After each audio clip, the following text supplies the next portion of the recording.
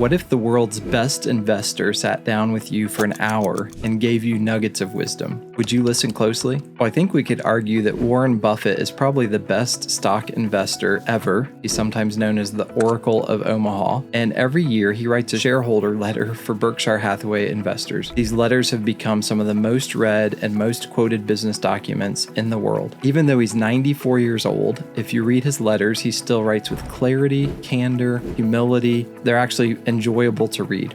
And the 2024 letter is no exception. It released in February of this year. It contains not only the numbers, which by the way, Berkshire reported a record $47.4 billion in operating earnings. But in addition to those numbers, it comes with lots of stories, lots of wisdom, and as always, many warnings from the Oracle of Omaha. Here's what I'd like to do today. We're not just going to read Buffett's letter like a Wall Street analyst. You can get that plenty of different places. But as a Christian, I want for us to read through this or think about this as Christian entrepreneurs, Christian business owners. And if you're not a Christian, you're welcome to listen in as well. But as followers of Christ, we believe that all truth is God's truth. And I want to ask this question: what biblical lessons can we take from Warren Buffett's insights? Buffett doesn't write necessarily from a Christian worldview. I don't think he claims to be a Christian. But many of his observations line up with biblical wisdom in what you would read like a book like Proverbs. And where they don't line up, we can bring God's word to bear on this particular letter. So I just finished rereading Buffett's 2024 letter to the Berkshire Hathaway letter to investors, and I want to walk through some of the highlights of the letters and then apply them to our lives as Christian entrepreneurs, Christian investors, and for all of us, stewards of God's resources. Whether you're a small business owner or just working a normal job, I think this will be helpful to you. Number one, mistakes and humility. Buffett begins his letter with something you don't often hear from billionaires. He admits mistakes. In fact, he talks about how many times in his past letter he used the word mistakes, and he talks about how almost no other business will do that. He talks about misjudging managers that he thought were going to do a great job and didn't. He talks about sometimes buying the wrong business or allocating capital poorly. And he says, with an exception of Amazon several years back that admitted some mistakes, he said very few of the big companies, it's almost impossible to find big companies that talk about their mistakes. But he said, I want to be real with you. You're investing in this company. And he said the real problem isn't actually making a mistake. Any business will do that. Buffett says the real sin is delaying the correction of that mistake, trying to cover it up, trying to basically sell something as, hey, we had a great year even if you didn't. And his partner for many years, Charlie Munger, who passed away recently, used to call that cover up or that delay thumb sucking, sitting around pretending the problem will go away instead of acting on the problem. I want you to think about how rare it is for a CEO, for one of the richest men in the world, to just candidly admit that they made some mistakes. Most leaders, most politicians, most CEOs don't like the word mistake. They try to spin everything. It's unexpected headwinds, or we're going into a strategic pivot. But Buffett just honestly says, hey, I blew it. Hey, here's where we messed up. And I think the Bible speaks directly to this. Think about Proverbs 28:13 that says, whoever conceals his transgressions will not prosper, but he who confesses and forsakes them will obtain mercy. You know, as believers, this really is true in business. It's true in parenting. It's true in my marriage. I know I don't admit mistakes enough with Abigail. Really, every area of life. I can think of times I've had to apologize to my kids even when they were 2 or 3 years old. If we cover up our mistakes, it destroys trust. But if we confess them, ultimately confess them to Christ, but even admit them and ask other people for forgiveness, that builds trust. Buffett maybe doesn't know the mercy of Christ, but he models a principle that we need to embrace. We should admit quickly when we've messed up. We should try to correct that as quickly as possible, but don't let pride compound the damage. For Christian business owners, this means several things. For one, don't be afraid to tell your employees, I was wrong. Secondly, don't be afraid to pivot when a strategy isn't working. Sometimes we just keep throwing good money after bad because we don't want to pivot. We don't want to admit that our strategy is not working. Thirdly, don't wait for a small mistake to grow into a huge disaster. That can often happen. Humility isn't weakness, it's strength. The Bible makes this clear. I mean, think about James 4:6. It says, God opposes the proud, but he gives grace to the humble. A second thing that really stood out to me was the story of Pete Leigel. And it's one of the best acquisition stories I've ever read. Pete Leigel was the founder of Forest River RV, I think in Indiana. I grew up in Indiana. They create RVs. And in 2005, he sold his company to Berkshire. When it came time for him to discuss his salary, Pete said, you know what? I don't want to make more than you make. And so he asked for $100,000 a year. And Warren Buffett had said, I don't normally do this in a negotiation, but I pretty much gave him a blank check for what he wanted his salary to be. And he just wanted $100,000 a year and then a small bonus tied to the business's performance. Now here's a man, Pete Leigel, who built a $1 billion business, and yet he was content with a modest salary because his focus was on performance, not prestige. He wanted to continue to run that company for Buffett. And Buffett said he did that. I mean, he shot the lights out, I think to use Buffett's term, for 19 years until he died in 2024. And Buffett just sang his praises. That's integrity. That's humility. I don't know if Pete Leigel was a believer or not, but it reminds me of Luke 12:15. Life does not consist in the abundance of possessions. Your integrity matters more than your paycheck. In business today, there's lots of leaders that demand massive salaries, stock options, private jets, all the perks you can imagine. But Pete Leigel said, pay me fairly, tie it to my performance, and let me keep building. I want this business to do well for you. And Buffett said it did amazingly well. For Christian entrepreneurs, I think we could take a lesson like this, that wealth is not wrong, but being obsessed with wealth is destructive. 1 Timothy 6:10 doesn't say that money is the root of all kinds of evil. It says the love of money is the root of all kinds of evil. Pete's life shows us that real success isn't measured by a paycheck, it's measured by faithfulness. Thirdly, I want to talk about the numbers. I want to look at the 2024 results for Berkshire Hathaway, $47.4 billion in operating earnings. A big part of that, because he said really half the companies, I think 53% of the companies didn't really do that great, but Geico had a huge turnaround. The insurance business had a really good year in 24, at least for Geico. And also more recently, Buffett's invested a lot in railroads and utilities, and those performed well also. This number was pretty stunning. Buffett said that Berkshire set a new record, a worldwide record. They paid $26.8 billion in U.S. corporate taxes last year. You hear about tech companies that pay virtually nothing in taxes, but he said that $26.8 billion was more money than any other company in history has ever paid the U.S. government. In fact, he said Berkshire Hathaway paid about 5% of all the corporate tax revenue. So all the other hundreds of thousands or tens of thousands, probably hundreds of thousands of companies in the US paid 95%. Berkshire Hathaway paid 5% of all US corporate taxes. He tried to put it in perspective. He said if Berkshire had sent the Treasury, the IRS, $1 million check every 20 minutes beginning on January 1st, 24 hours a day, every 20 minutes, they write a check for $1 million, they still wouldn't have paid enough. It would have taken them through February of the next year to pay off $26.8 billion. And he wasn't complaining about that. He said that shows how much money we made. Biblically, Romans 13:7 says, pay to all what's owed to them, taxes to whom taxes are due. And Christians should not cut corner on taxes. We don't cheat. We don't get creative in ways that are dishonest. Buffett shows that a great company can thrive, as Berkshire Hathaway has done, while still fulfilling its civic obligations. And it's a reminder that when we succeed, we carry responsibility. We should do it honestly, without grumbling. God sees everything that we do.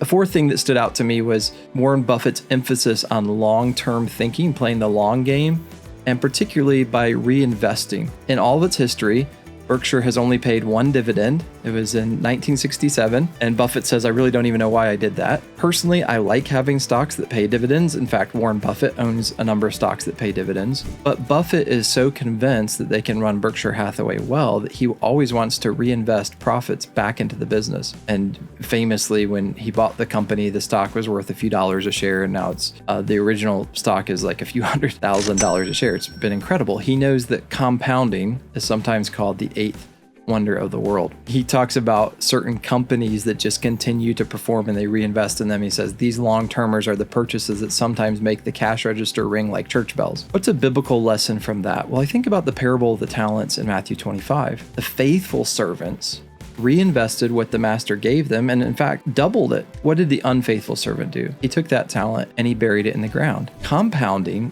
in many ways is biblical stewardship in financial terms. We're trying to be faithful. We're trying to be consistent. We're patiently reinvesting the abilities and opportunities that God's given us, and that can bring incredible fruit over decades. And so if you're a Christian entrepreneur, if you're a Christian business owner, don't always drain your profits for short-term lifestyle. Don't pull money out to buy a newer car or bigger house. Reinvest in your employees, reinvest in your business, reinvest in your systems, reinvest in your community, because just like in the kingdom, oftentimes in business, sowing leads to reaping. So sow your profits back into your business as much as you're able to. A fifth thing that stood out to me from from this year's letter was Capitalism, America, and God's Providence. Buffett calls America Exhibit A of capitalism. He says, no other system has created such prosperity despite all of its flaws and its scoundrels. And he acknowledges that in any country, there's a lot of scoundrels, there's a lot of bad actors. But as Christians, I think we can agree that capitalism works because it reflects biblical principles of private property, stewardship, and God's rewarding of hard work and diligence. Proverbs 14:23 says, all hard work brings a profit, but mere talk leads only to poverty. Ever known someone who just talks a lot about doing something but doesn't actually do it? Mere talk leads us to poverty. We must add what Buffett ultimately leaves out, and that is that wealth comes from God. It's easy to think, oh, I worked my way to this wealth, I pulled myself up by the bootstraps, but Deuteronomy 8:18 warns, remember the Lord your God, for it is he who gives you the power to get wealth. That brain that you have, God gave it to you. The work ethic that you have, God gave it to you. And maybe you say, well, no, I got it from my parents. Well, who gave you those parents? So yes, capitalism has lifted billions out of poverty. And I appreciate that Buffett says what we've done here, we could have never done without doing it in the United States. But don't ever confuse the system with the source. Don't worship the United States. God is the giver, and God expects us to use wealth not just for consumption, but also for generosity. Interesting point you made. This will be the sixth major point I'm going to make here is the insurance model and how that relates to risk. Much of what Berkshire Hathaway has done has been through insurance, particularly Geico, and he spends in his letter several pages on insurance because it's really their core business. And he says it's unique because normally you create a product and you have your cost in your product and then you sell the product, but with insurance, it's like you're selling your product up front. You collect all those premiums and you don't really know what your true costs are going to be until, in some cases, decades later. He says they're still paying ridiculous amounts of money for asbestos from decades ago. So you have to price risk carefully and never get greedy. Buffett says this, we must never write inadequately priced policies in order to stay in the game. That policy is corporate suicide. And really what he says, though he doesn't say it's from Luke 14:28, that's a biblical principle. Which of you desiring to build a tower does not first sit down and count the cost? So for Christian leaders, the lesson is a lot broader. It's don't make commitments you can't fulfill. Think seriously and soberly about risk and always count the cost before acting. Optimism is not a strategy. Faith is not, presumption. It's not like, well, let's be really optimistic and hope that we pull this out. We trust in God, but also he wants us to plan carefully, to steward wisely, and to build with foresight. A seventh thing he emphasizes is global investments, and he gives the example of Japan. Fairly recently, Buffett invested a lot of Berkshire's money into 5 Japanese trading companies, Mitsubishi, Mitsui, Sumitomo, Iduchi, Marubeni, I don't know how you pronounce those. He praises the discipline of these companies. They raise their dividends prudently. They repurchase their shares wisely. They pay their executives modestly. And Buffett contrasts that with a lot of American firms where greed dominates. And he says, I really think the managers of these 5 companies in Japan are managing them wisely. Proverbs 13:20 says, whoever walks with the wise becomes wise. And Buffett says, I think for decades from now, we'll still be doing business and we'll still own parts of these companies. Their first investment was about 10%, but he's hoping to build it to more than that. And I think there's a clear lesson for us, right? Partner with people of integrity. Whether it's a global venture in Japan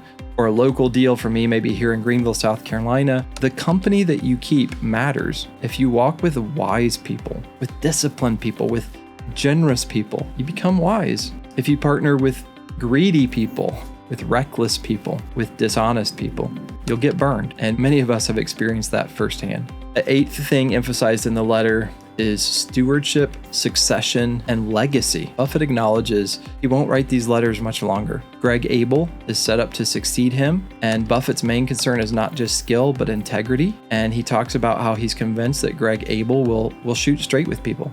He says, if you fool shareholders, you'll soon fool yourself. 2 Timothy 2:2 has that same idea in many ways of succession. What you've heard of me, entrust to faithful men, that's the next generation, who will teach others also, a 3rd generation. Proper succession is really good stewardship. Every Christian leader, whether you're leading a company, a ministry, a church, a family, We need to be preparing faithful successors. Don't cling to control forever. Invest in the next generation. Pass on not just assets, but also wisdom. What do we learn from Buffett's 2024 letter? Well, admit mistakes and act quickly, right? Be quick to admit when you've done wrong, and particularly in business or even in your family, when you know you're making a mistake, act quickly. When you catch yourself falling into a sin, correct that quickly. Second big thing, value integrity over income. I mean, Buffett would say that if you value the integrity, the income will often come, but that's in many ways a side benefit. Never follow a get-rich-quick scheme or compromise your integrity for income. Thirdly, pay what you owe with honesty. Another point, think long-term and reinvest. Reinvest in yourself, reinvest in your business, reinvest in assets that appreciate and things that pay you back. Next point, see capitalism as a tool, not as a god. Don't make capitalism an idol. I'm so thankful to live in the United States. I'm so appreciative of capitalism for all of the bad that comes with it. I think so much of capitalism is biblical, but it's not our God. Next, count the cost before making commitments. Before you make a commitment, be sure that you can keep it. Next, partner with wise people. If you hang around fools, you'll be foolish. But if you form partnerships with wise people, that will be to your great benefit. And finally, prepare successors who are faithful. Pass it on to the next generation. Proverbs 22:1 says it this way: a good name is rather to be chosen than great riches, and favor is better than silver or gold. Warren Buffett can teach us a lot about money, a lot about investing, a lot about life in general, but ultimately it's scripture that teaches us about eternity. Wealth is temporary. Financial wealth is very temporary. Good name, integrity, faithfulness, generosity, your relationship with the Lord, those are things that will echo into eternity. As Christian leaders, as entrepreneurs, as business owners, let's use the tools of this world wisely. Let's learn from someone like Warren Buffett. But ultimately, let's keep our eyes on Christ. He's the true source of all of our wisdom and all of our wealth. I hope that this has been helpful. If you like it, give me a little thumbs up or consider subscribing to this channel if you haven't already. Thanks so much for your time.